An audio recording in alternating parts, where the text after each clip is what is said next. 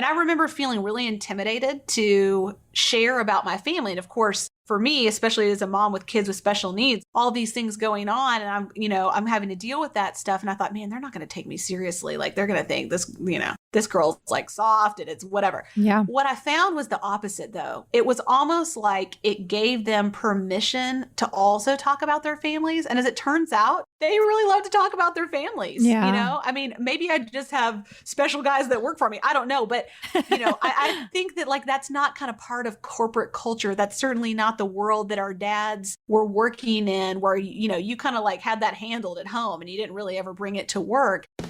Welcome to Business with Purpose. I'm your host, Molly Stillman of Still Being Molly, and this show is all about bringing you the stories behind the brands, companies, and small businesses that are changing the world. Each week, I interview an entrepreneur, CEO, nonprofit director, community leader, or just an incredible person who is trying to make a positive impact, not only through their personal life, but also with their career.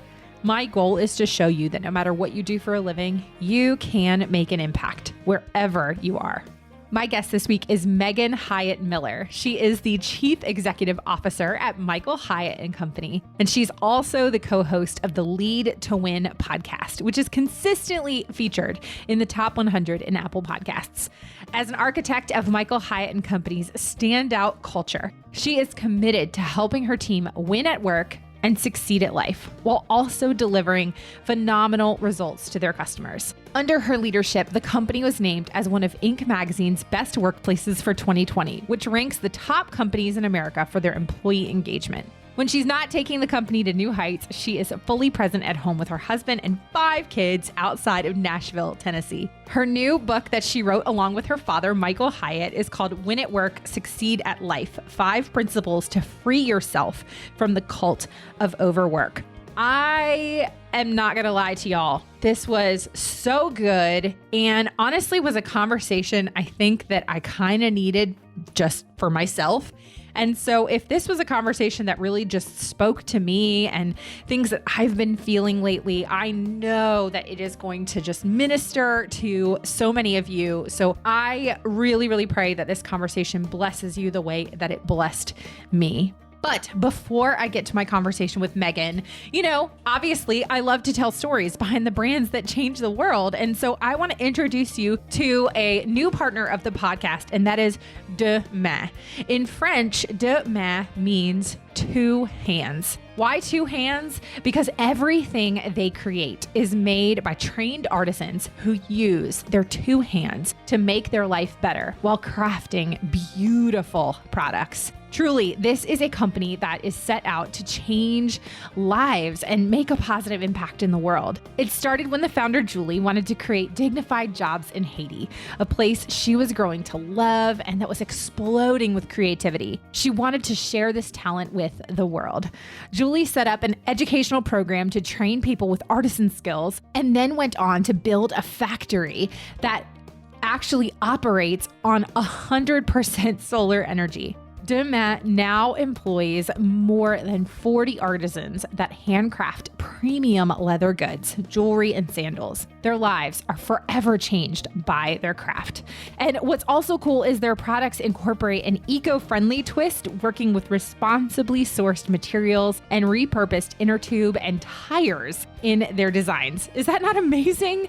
And when you buy from Deux Mains, you get to be a part of a movement that is making a difference in the world while adding an incredibly well-made piece to your closet that supports conscious living. You can discover their products online at deuxmains.com. That is D-E-U-X, as in the French number for 2, deux, and mains, M-A-I-N-S. That's D-E-U-X-M-A-I-N-S.com. All right, without further ado, on to my conversation with Megan Hyatt Miller. Welcome, Megan. I am so excited to have you on the show. Thank you for being here. Molly, this is so fun. I can't wait to talk to you today. This is going to be so fun. So as I kind of briefly mentioned before we started recording, I am just such a big fan of you and your dad. I have followed his work for a long time, your work. So this is something I'm just really kind of looking for. I'm like over here, I'm like kind of fangirl, and with your, I just love you guys. So we're going to dive right in and have you introduce yourselves to my community. And that is to give us the Megan 101. So tell us who you are, what you do, and how you got to where you are today. Okay, awesome. Well, I'm Megan Hyatt Miller. I'm the CEO of Michael Hyatt and Company, which is a business that my dad started actually in 2011. His name is Michael Hyatt, as you might have guessed from the name. And he was the former CEO and chairman of Thomas Nelson Publishers, which is the largest Christian publishing company in the world, and now is called HarperCollins Christian Publishing. So he left in 2011, started our business. I joined him in 2012. And really, I had recently adopted 2 boys from Uganda. I have 5 children. They're ages 20 to 2 now. Oh my goodness. I know, it's crazy. They're 20, 17, 12, almost 13, 10, almost 11, and 2. We thought, like, why not add one more and just be parents literally forever? So I love it. We'll be doing it forever. But in 2011, I thought, you know what? I think I'm going to just be a stay-at-home mom. I don't mean just, but like, I'm going to really just focus on these kids who we've just adopted.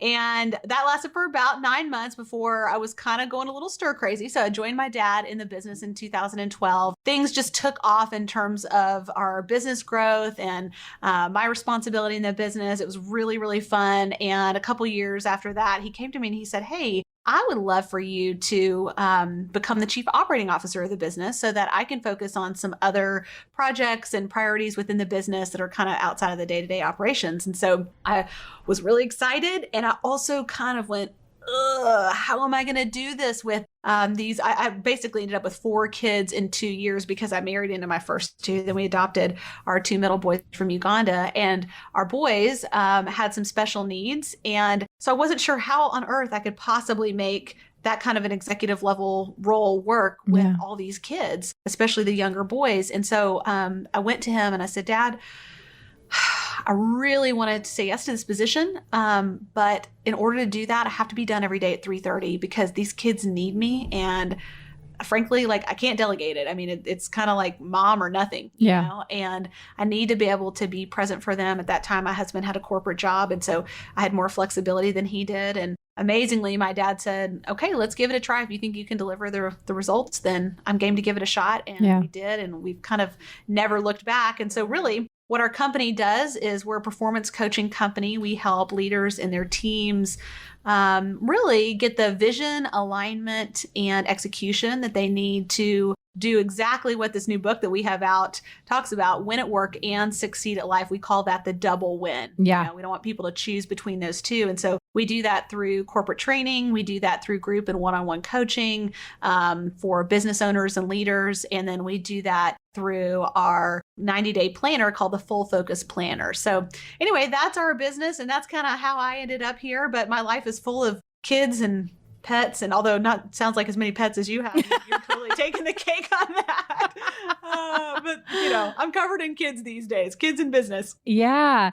Well, I like I said, I had kind of followed the work of Michael Hyatt and Company for quite a few years, and this idea of what you kind of call the double win, which I don't remember when you guys first kind of coined that term. Yeah. But I remember that this being something that had always kind of been woven into the fabric of everything that you do. And it's such a refreshing approach to just kind of pursuing your vocational, career, in addition to having a fulfilling and flourishing personal life. And there's this misconception that it's like, oh, well, if you're killing it at work, then that means you're probably doing not so hot in your personal life. Or if like your personal life is thriving, then you're probably, slacking off, at your job. And that doesn't have to be the case. And so kind of talk to me about how you guys sort of developed this concept and what you found even in your own life as you were juggling a lot with 5 kids and a professional, a busy career and all those things. Yeah. Well, I think this concept of the double win really comes out of my dad's and my personal experience. In his case, he was a total workaholic. all really until his late 40s when he kind of hit the wall, you know, and he tells the story in detail in the book. This is like when I was in high school and he was, you know, killing it at work, but he was not present. He was physically really kind of deteriorating. The stress was starting to cause his body to break down. My mom felt like a single parent. And you know, we're both really open about our stories, which I hope helps people to just kind of find a place in what we're talking about, because whether that's your story or maybe like me, you have some real limitations in your life that kind of force this issue, whichever end of the spectrum you're on, you know, we really come at it from our personal stories. And so the book is really the method that we both used to make this double win thing possible, winning at work and succeeding at life possible in our own lives, and really now our company and then in our clients' lives. We have 700 business owner clients, and we're teaching them to do this as well. You know, we're really passionate about what the kind of impact this is in people's lives. So, you know, this is exactly what I did when I was trying to figure out, okay, how am I going to run and build a company on 6.5 hours a day, now 6 hours a day? Yeah. You know, that is like not something, there's not a lot of people doing that, especially with 5 kids. I mean, that's kind of a weird thing. So I'm going to have to think differently, think out of the box. And what I love about what we're talking about in the book is, one thing, it's super practical and tactical. I mean, this is like getting down to brass tacks of how you're going to make this happen in your life. But, you know, it's just really realistic, and it's really kind of in the day-to-day of making this happen for you. Yeah. You know, you brought something up that, man, this is a topic that, I mean, we could just do an entire podcast on this, is this idea of, and I cannot tell you how many interviews I have done where somebody's interviewing me, where somebody says, how do you do it all? How do you achieve that work-life balance? I mean, I'm asked it constantly. And I'm just every single time you do an interview. Every single time.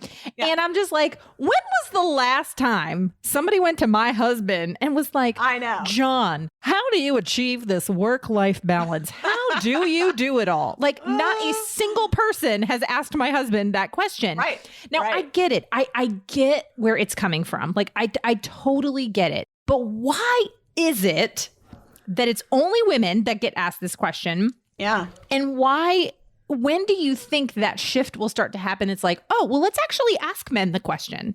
Yeah. Well, okay, a couple things. I think I'll ask or answer your last question first. I think men, I mean, for one thing, this is totally unequally shared still between men and women, just broadly, if you look culturally, like not in people's individual marriages. Hopefully that's less true in individual marriages, but absolutely the cultural kind of expectation is still that women bear the responsibility of being the CEO at home. Yeah. Whether or not they're the CEO at work, you know, that's still like de facto our job. One of the things that I have found really interesting, though, is that I think men have been conditioned to think that it's not okay to bring their personal life into work. You know, I remember when I became the COO of our company years ago, and I had our executive team reporting to me. They still report to me, but obviously some of those folks were men. And I remember feeling really intimidated to share about my family. And of course, for me, especially as a mom with kids with special needs, like, I mean, I'm getting calls that something's happening at school and I got to go do this therapy or whatever, all these things going on. And I'm having to deal with that stuff. And I thought, man, they're not going to take me seriously. Like, they're going to think this, this girl's like soft and it's whatever. Yeah. What I found was the opposite, though. It was almost like it gave them permission to also talk about their families. And as it turns out, they really love to talk about their families. I mean, maybe I just have special guys that work for me. I don't know. But, I think that like, that's not kind of part of corporate culture. That's certainly not the world that our dads were working in, where, you kind of like had that handled at home and you didn't really ever bring it to work. And so I hope that through things like our work and the work that other people are doing and just cultural shifts in general expectations of women, I hope that changes, because I actually think men benefit from this. Yeah. Women benefit from this, and kids benefit from this when people are getting the double win, winning at work and succeeding at life. Yeah. And I think it's even, I hate to bring this up, even though it's like the elephant in the room, but just in the last, 14 months after COVID hit, there's actually like these studies that have been done by like the U.S. Bureau of Labor Statistics and the Census Bureau, where 80% of the 1.1 million people who left the workforce in 2020 were women. Yeah. I think in January, wasn't it 100% of the losses in January were women? Yeah. And it's just, I was like, my head exploded when I heard that. Staggering. I mean, oh, gosh. Staggering. And another statistic I read was that the unemployment of the female workforce participation dropped to 57%, which is the lowest level since 1988.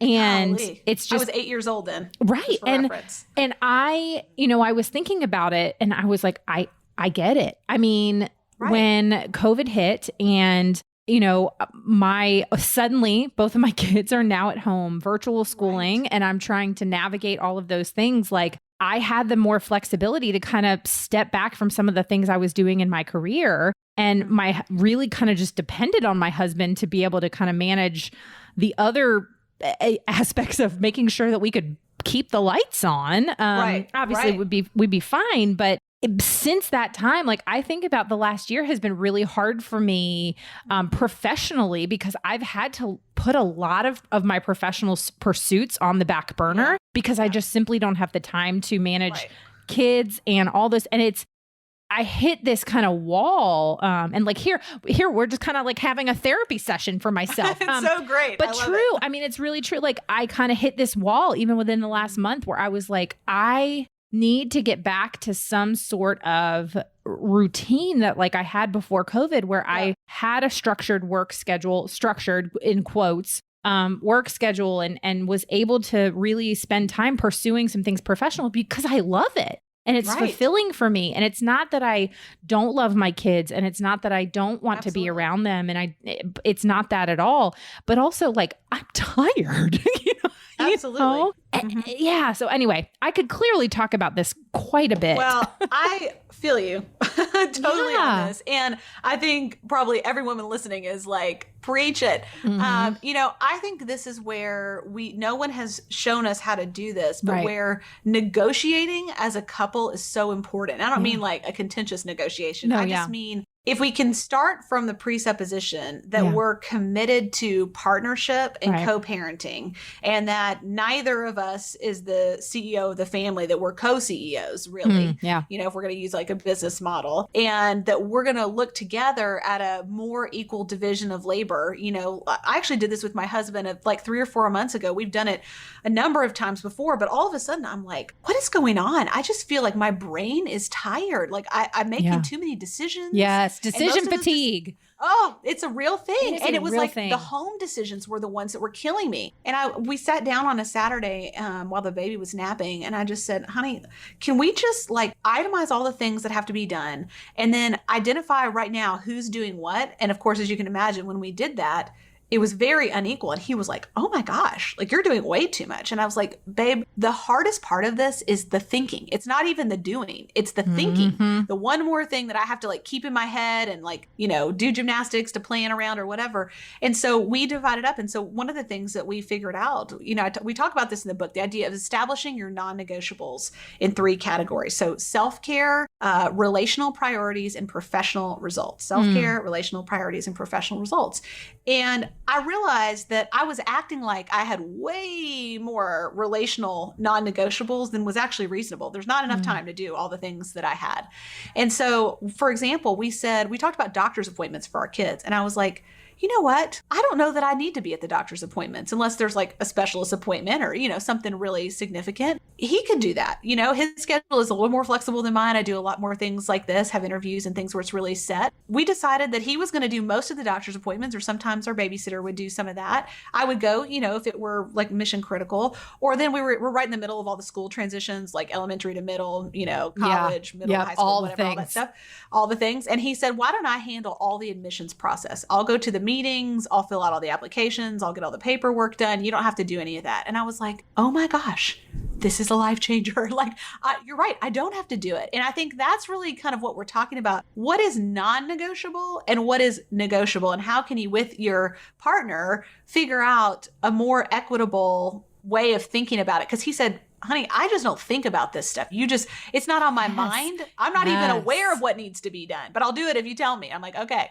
Yes. Oh, that is such a that right there is a whole lesson in and of itself. And this, I think, can trickle down into all these other aspects of marriage. Is just like sometimes we as women especially expect our spouses to have mind reading capabilities and to just Wouldn't that be nice? know what we need them to do. And I don't know about you, and I don't know if you're like an Enneagram person. I do like Enneagram. Yeah, totally. I realize that some people are very like iffy on it, whatever. It's very accurate for me, and has helped me like explain a lot of things within myself. Like, so I am a very, very strong Enneagram 2 with a 3 wing. And so as an Enneagram 2, Enneagram 2s have a very difficult time asking for help.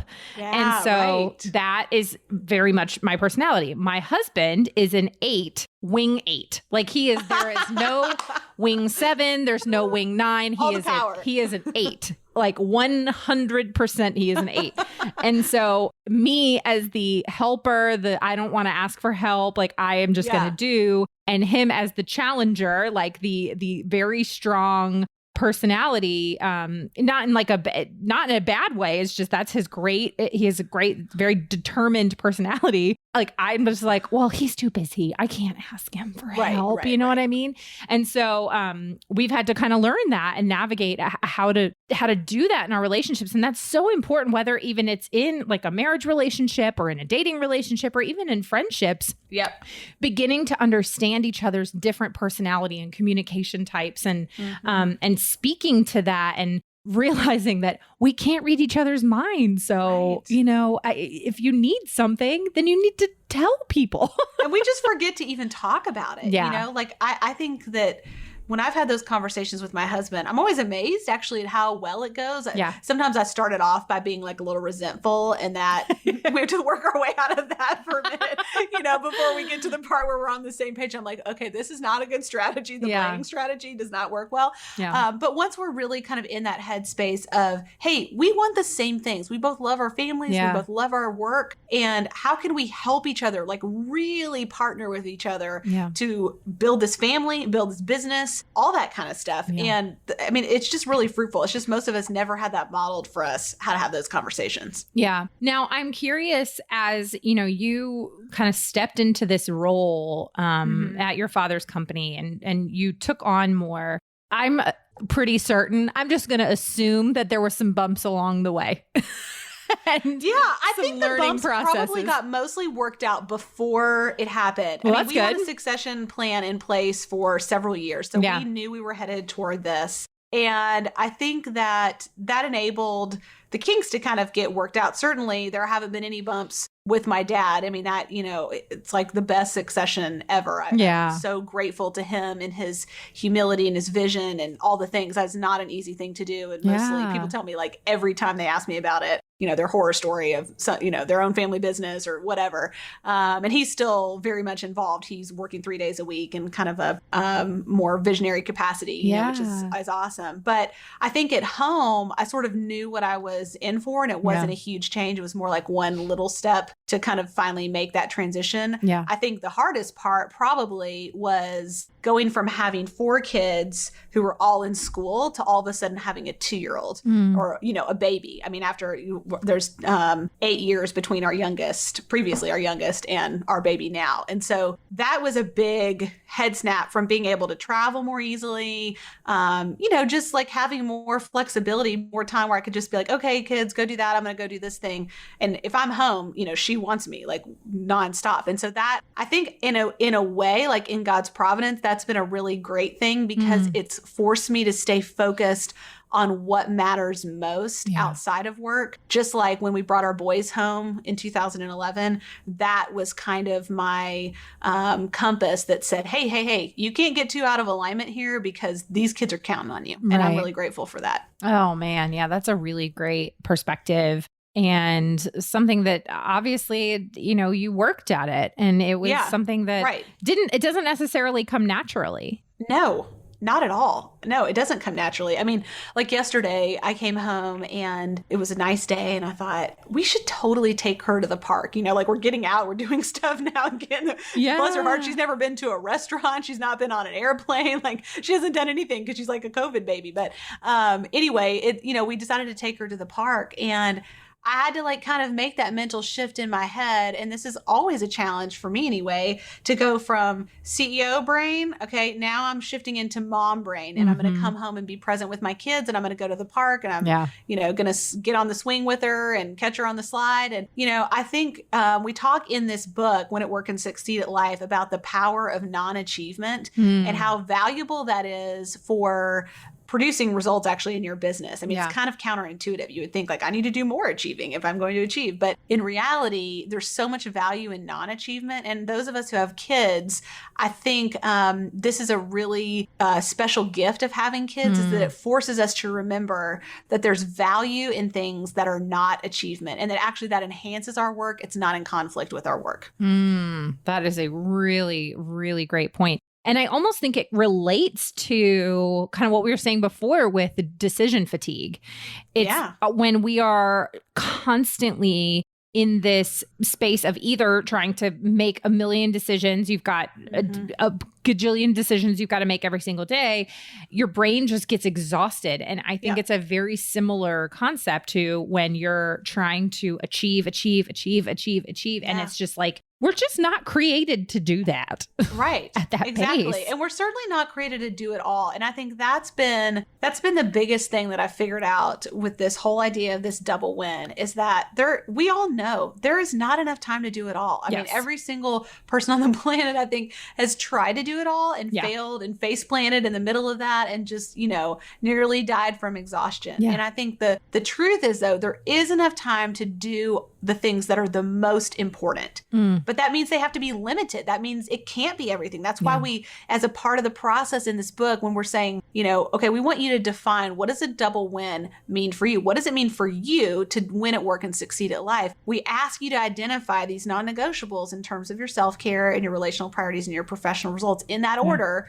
for a reason, because that is how you guarantee long-term sustainable success and performance. We believe there is enough time to do all the things that you put in that category, is in each of those categories, as long as you're not kind of telling yourself everything is non-negotiable. I mean, we have to make hard choices about what we're going to look back on and want to know for sure we did in those areas and what really is going to matter.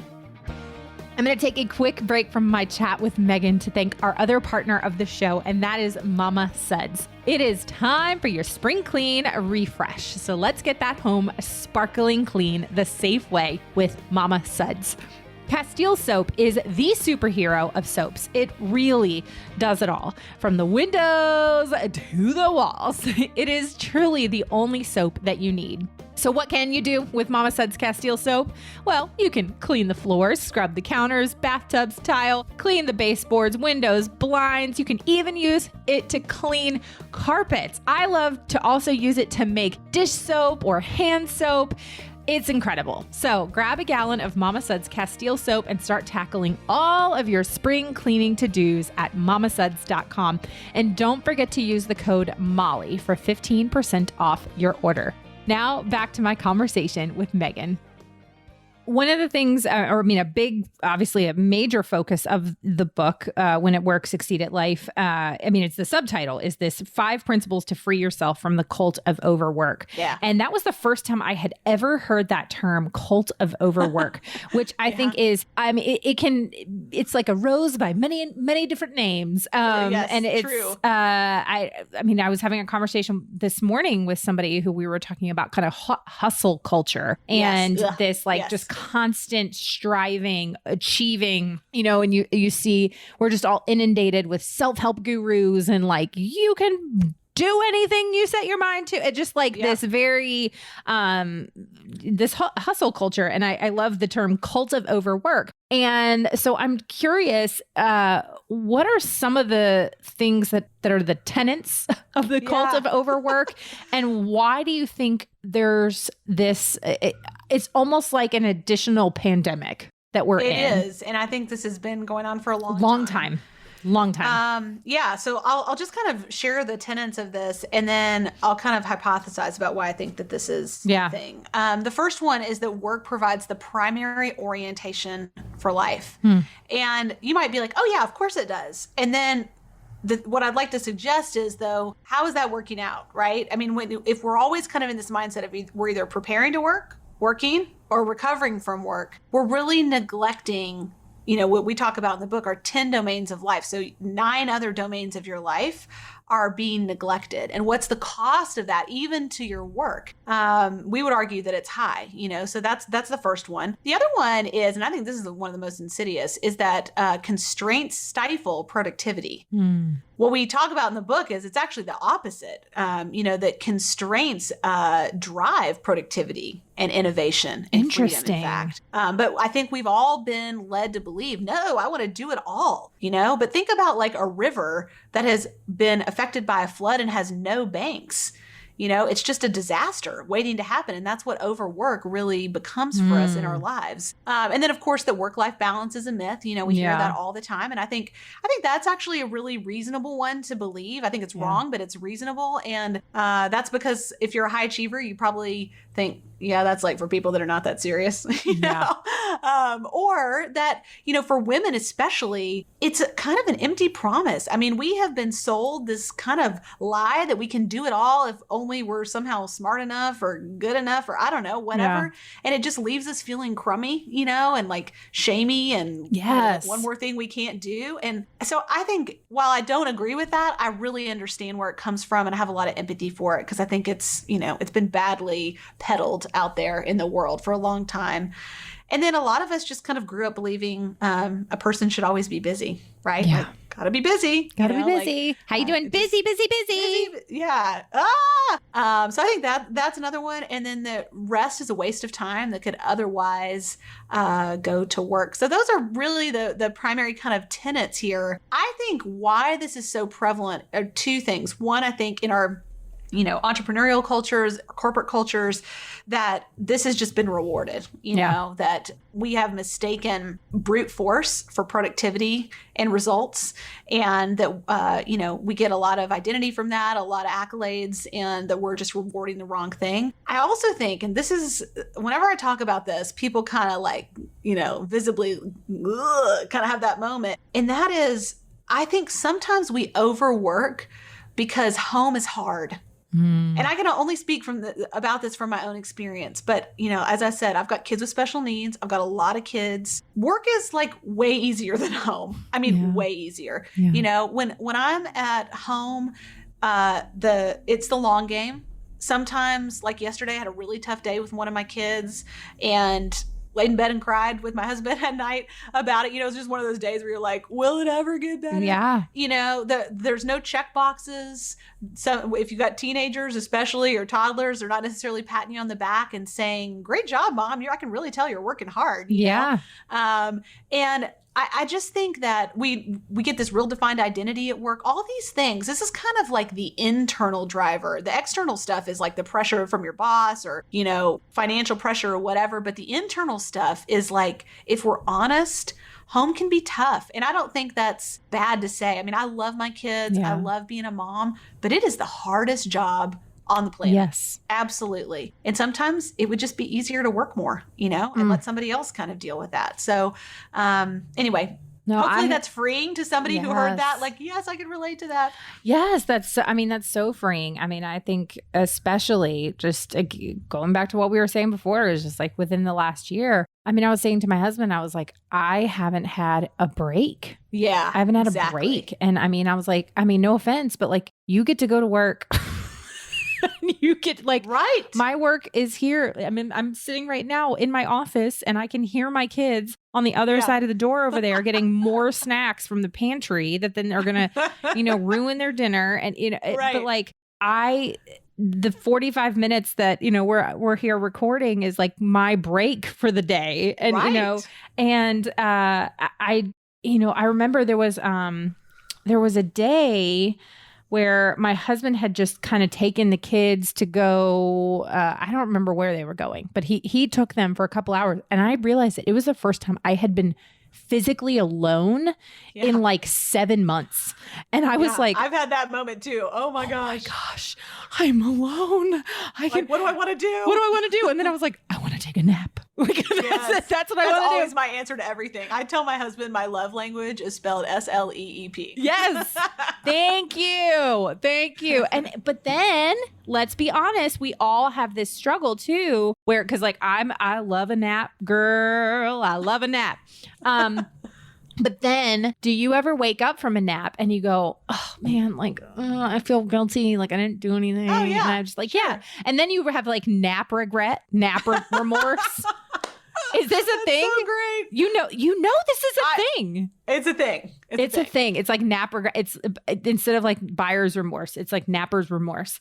And you're like, oh, I should have like been spending time with my family, or if I should have been doing this, I could have used this time to work. No, I needed a freaking nap. Okay. That's right.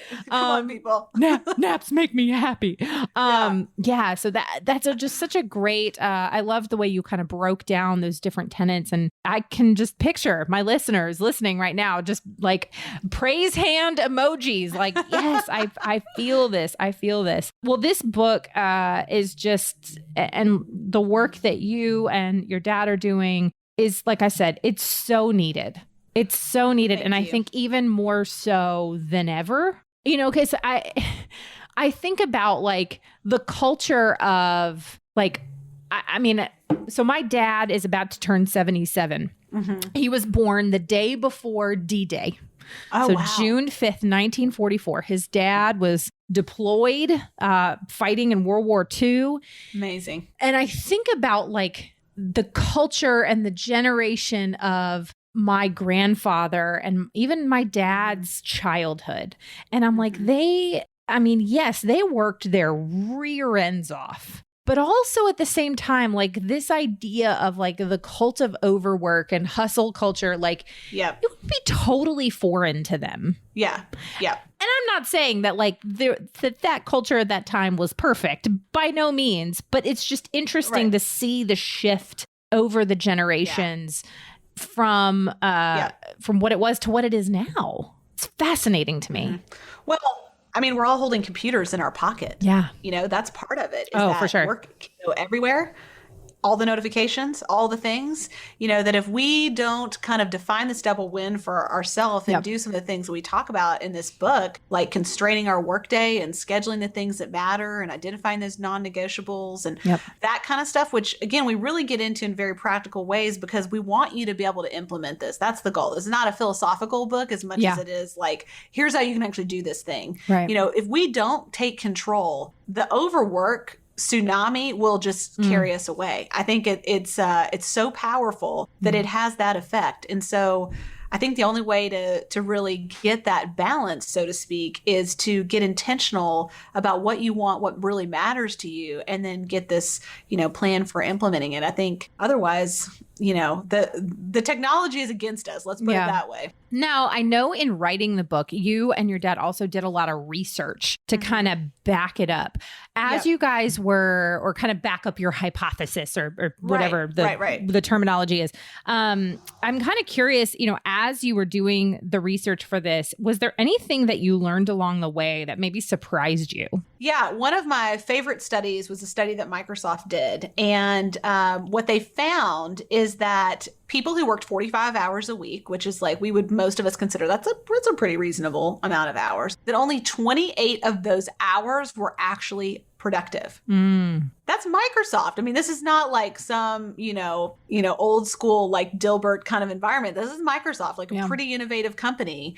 And what they found is that you really just get about 6 good hours a day. I think that's kind of good news, bad news. I mean, what we know is that once you get over about 55 hours a week of work, you're not getting any more productivity gains. I mean, it's like the law of diminishing returns. So it's like you're working harder, but you're not working smarter. It takes more energy and effort to do the same things you could do in less time if you were less tired, first and foremost. So the good news of that is, I mean, as someone who has worked 6.5 hours for years and years, it is possible to get everything you need done in your business in that amount of time if you're really clear on things being high leverage. That's the question I'm always asking.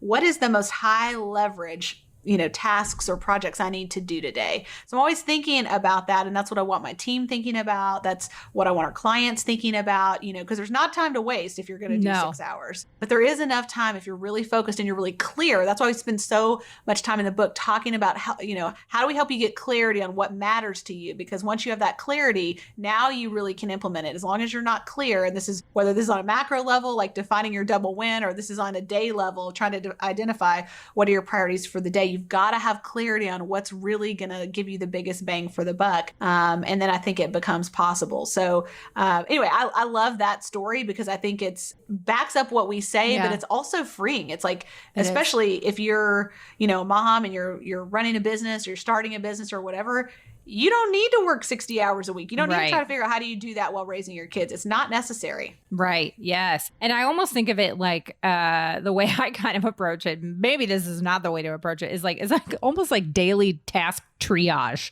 It's just like, all right, here is what absolutely needs to get done today. Here is what is going to move the needle forward. And then prioritizing within that and saying like, okay, this is the most important. These are the most important things that I need to get done today. Here are some things that I'd like to get done today. Here are some things that if I've got extra time, I can work on, but they're not.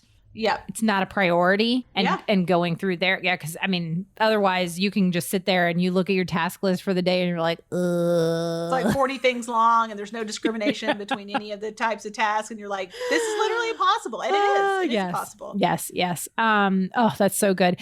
I was thinking about, there was a speaker I had heard a few years ago and he'd mentioned this book. So the book is actually by a guy by the name of Randy Carver. He was not the speaker, but he was talking about, it was like one of the things he was talking about was like with email, how quickly we can get overwhelmed with email. And what he did was he created in his inbox, he created a folder that is literally titled 1440. And the reason I know this is because I went and did this myself. And he created this folder. And he's like, what I did was I was so overwhelmed with my email that I moved all of my emails to this folder called 1440.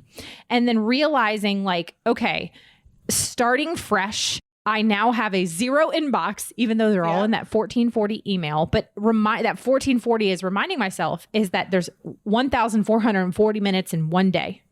And I can only do so much in that time. And it's all about time management everywhere. Anyway, but the point being is just that like, then what he could do is, but he would go in and kind of, again, triage, but then really break it down even more of like, okay, what are the things I need to reply to today? And then what are the things that I'm just going to delete and I'm just not going to worry about it because it can't take up my time. And it's like, it has to be to remember that like time is something that I am never going to get back. Right. It's the biggest scarcity there is. Yes. Our time is precious. We need to become jealous for it. Yes.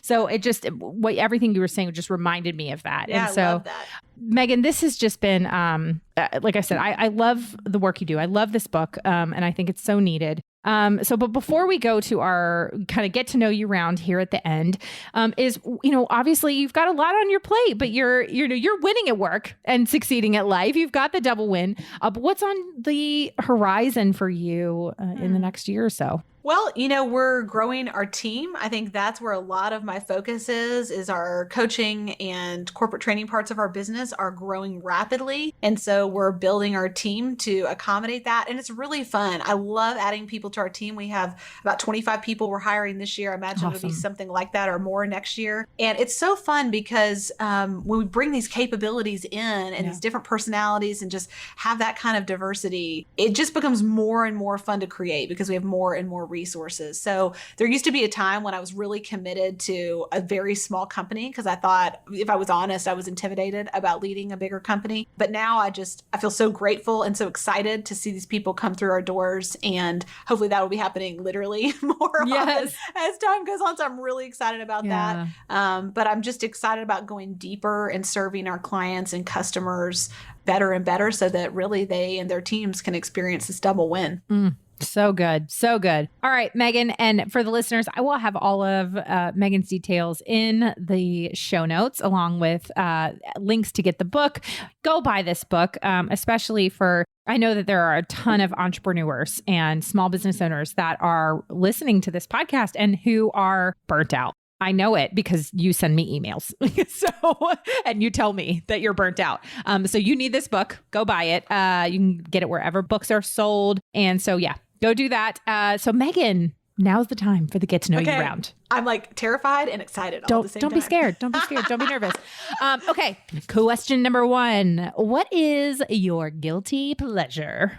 Definitely magazines and Netflix alone in my bedroom. Yeah. Put the baby down. I need like an hour to myself. So that's usually what's going on. All right. What Netflix thing are you binging lately? Well, this is kind of embarrassing. I'm kind of like running out of shows actually, because I watched a lot of shows during COVID. So if you have any great recommendations, I would love to hear.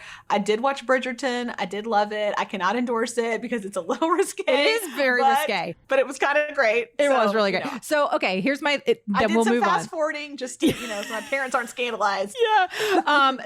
Here's my quick thing about Bridgerton. So I did not know it was based on a series of books, but I love, kind of those romance novels. Spoiler alert, and this is actually going to lead me into my next question, is I binge read all 8 Bridgerton books. What? In the last... There are 8 books? Okay, this is like great news to me. Oh my gosh, I love them so much. And I'm gonna order them on Amazon. I'm literally finishing, like as of today, I'm finishing the 8th book, and I'm really sad for the series to end. But I had no idea. So season 1 of Bridgerton is based off of book 1, and and so each book is based off of one of the Bridgerton siblings and their romance. And so season 1 is like based off of the book. The books are not nearly as scandalous as the show. So, but I will say I loved the show.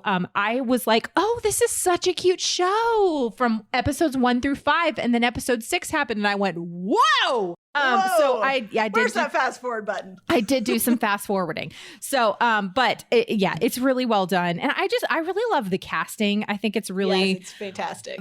I love Shonda Rhimes. So I thought it was wonderful and really well done. And I'm really looking forward to, I really just want to get to at least season 3 and season 4, because books 3 and 4 were my favorite and they were so good. I'm so excited about this. Thank you. Okay. They're really, really great. Another show. I just need to order these books. Yes. Because I was like, I need more. And so I just decided to binge read the books. Okay. Well, that leads me to my next question. And one thing I know about your dad, and I assume this about you as well, is that your dad is a voracious reader. Yes. He loves to read. I mean, he was the former, CEO of a publishing house. So kind of makes sense. So my question for you is, are you a reader? And if so, do you have any books that you've been loving lately? It can be not fiction, nonfiction, anything. Okay. So let me think about this for a second.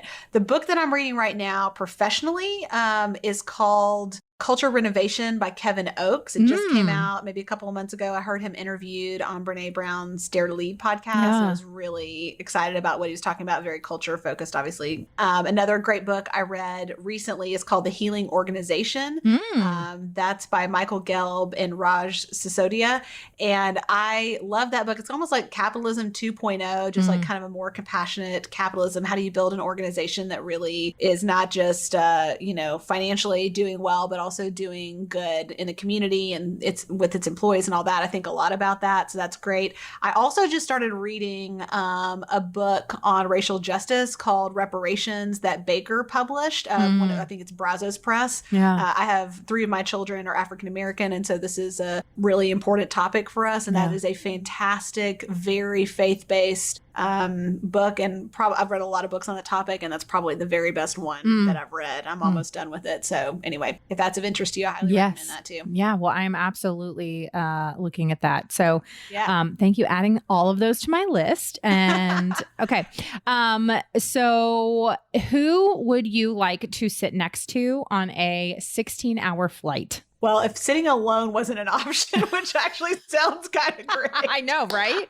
I kind of would like to sit on a Can you tell? I'm flight. Like, I need to be alone for 16 hours. Okay, I think I would probably want to sit next to Brene Brown, actually. I would love to talk with her about her work. I'm just really fascinated by her perspective on leadership. Yeah. And have found it very relevant. And I think this stage of my career, I would enjoy that conversation from a professional standpoint. That's a great answer. I love it. Okay. And then the question that I ask all my guests is, Megan, what does it mean to you to run a business with purpose? Well, for me, it's not just about the impact that we're having outside of the company, although that's very important. That's certainly, why we have a business. Yeah. For me, the impact that I'm having in the lives of my team members is my top priority. And that's the most rewarding part of my work. That's what I think the most about. And if you're thinking maybe like, how does that quite work? How does that make your business work? My philosophy on this, and this is not original to me, but if I take care of my team, then they're going to take care of my customers. And I feel like, if we can't do it here, we can't do it anywhere. And so this is like, we're the crash test dummies, we're the case study. Like, I always want to be prioritizing the people in our company and their well-being and their thriving, because that's really what matters most. And that's good for our business in the end. Yeah. My husband has a very similar philosophy is, he runs his own business as well. And he's talked about that before. He's like, I really want to be able to take care. I want to hire more people, pay them well. And like, I want to bless the people that are working for me, because then they go out and bless others and they bless my clients and things like that. And it's a really, I love that perspective. We were talking about before we were recording, I saw your dad as a keynote speaker at the Advisors Excel World Series of Sales last year in Vegas, which is a company that my husband works with. And that's a great example of a company that, the founder, Cody Foster, he and two other guys founded the company. Like, I have talked to so many people that work for that company and they love it. And the way that they bless their employees, and it's just a massive company, and the way they bless their community is, it's really inspiring. So thank you for sharing that. Huge inspiration. Yeah. Yep. Yeah. Well, Megan, this was such a blessing. Thank you so much for taking time out of what I know is a busy schedule, but just to sit down with me and share your heart and your vision for people winning at life and winning at work. Well, Molly, thanks for having me. This has really been the highlight of my day. I just feel like we're like two girlfriends just hanging out and talking. So I love it. I love it. Just, chatting everything about, philosophy on women in the workplace and Bridgerton. Exactly. So all the things. I would love to know what you loved about this episode, or if there was something that you learned. If you do, let me know on social media. You can find me at Still Being Molly or at Business with Purpose Podcast on Instagram or Facebook. And don't forget to use the hashtag Business with Purpose Podcast. Another thank you to our partner of the show, Mama Suds. Don't forget to use that code Molly for 15% off and shop at mamasuds.com. Thank you so much for listening to this week's episode. If you're a first-time listener of the show, welcome. Be sure to visit the archives for past shows featuring incredible entrepreneurs and business owners who are quite literally changing the world with their businesses. And if you're a regular listener, thank you for tuning in and week out, and thank you for your support. Be sure to head on over to Apple Podcasts, Spotify, Google Play, Radio Public, or basically wherever you listen to podcasts, and click that subscribe or follow button to make sure you never miss a new episode of the show. And while you're there, would you take a moment to leave a review? Leaving a review of the show helps me to know what you're liking and how the show is personally impacting you. This show is produced by the incredible team at Third Wheel Media. Thank you so much for listening, and go do something good with purpose on purpose.